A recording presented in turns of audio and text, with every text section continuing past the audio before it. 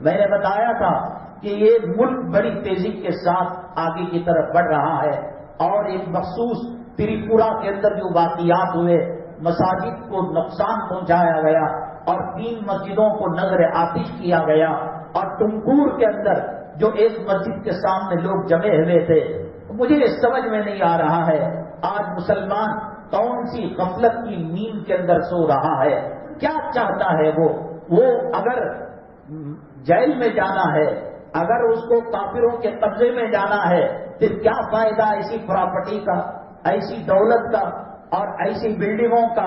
وہ تو معاف نہیں کریں گے۔ آپ جتنا چاہیں ان کو خوش کر لیں، جتنا چاہیں ان کے جوتے اور ان کی خاک کو اپنی زبان سے چاٹ لیں۔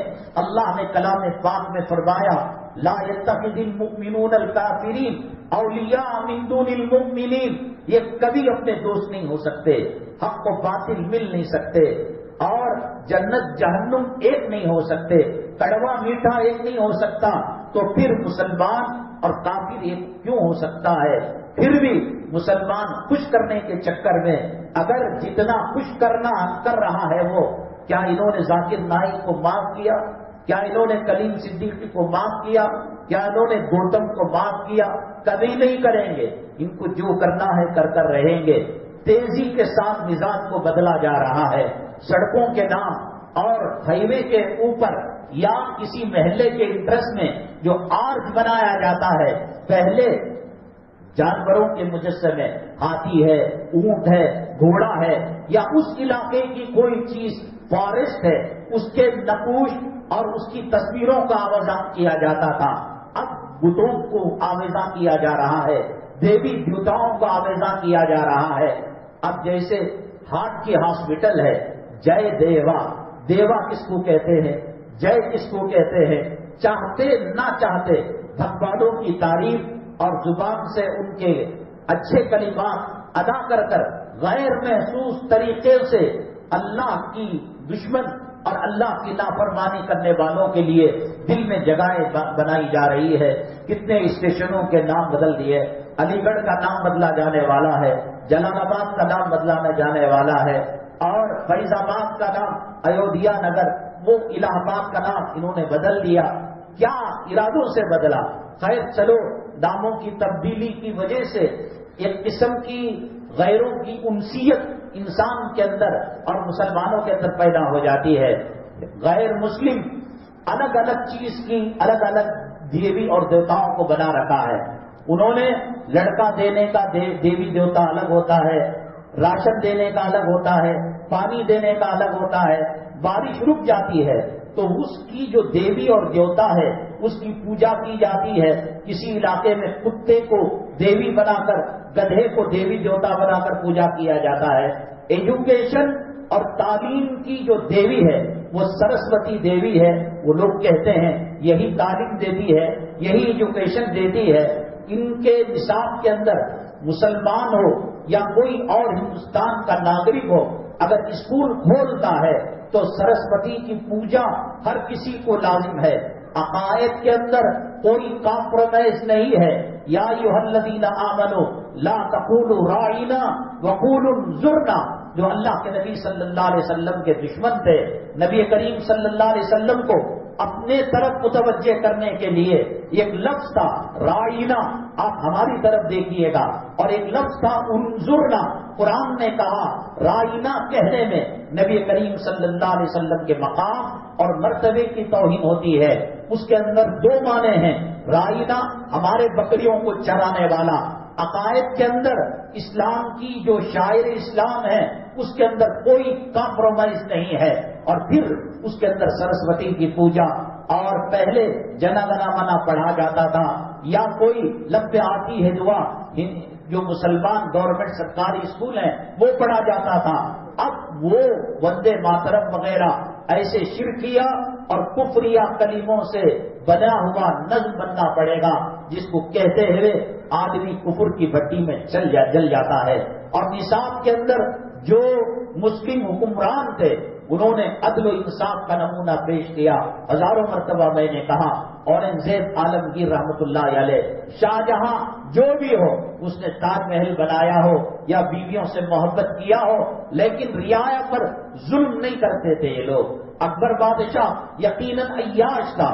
مسلمانوں نے 850 سالہ زندگی کے اندر یہاں کسی مندر کو ڈھایا نہیں، کسی کی توہین نہیں کی. ٹیپو سلطان شہید رحمت اللہ علیہ جیسا حکمران آج بھی کرناٹک کی سرزمین کے اندر کئی مندروں کو، کئی پنڈتوں کو اور برہمنوں کو حکومت سے وظیفے جاری ہوتے ہیں. یہ ٹیپو سلطان شہید رحمت اللہ علیہ نے جاری کروائے، لیکن جان بوجھ کر ان کی تاریخ کو مست کیا جا رہا ہے. سلطان صلاح الدین ایوبی، محمد بن قاسم اور غوری اور ان تمام کو یہ بری نظر سے دیکھتے ہیں.